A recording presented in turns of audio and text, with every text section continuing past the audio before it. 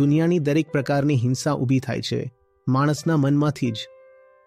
જો તમે જાણવા માંગતા હોય કે આ લડાઈ શા માટે થઈ રહી છે, બધી લડાઈઓ શા માટે થાય છે, આ હજારો મોત શા માટે થઈ રહી છે, તો સૌથી પહેલા તો એ વિચારવાનું બંધ કરવું પડશે કે સંગઠનો, સંસ્થાઓ, દેશ કે સમુદાયો એકબીજા સામે ટકરાઈ રહ્યા છે.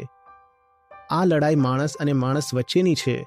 આ લડાઈ ધર્મ અને ધર્મ વચ્ચેની નથી, દેશ અને દેશ વચ્ચેની નથી. આ લડાઈ માણસ અને માણસ વચ્ચેની છે. માણસમાં કંઈક એવું છે જે તેને હંમેશા બીજા માણસ સાથે ટકરાવવા મજબૂર કરે છે.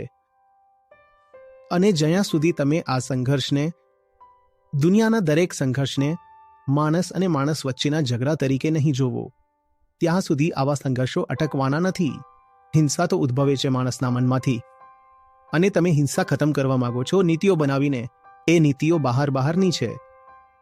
એ નીતિઓથી માણસનું મન તો બદલાતું નથી ને, તો હિંસા કેવી રીતે અટકી જશે?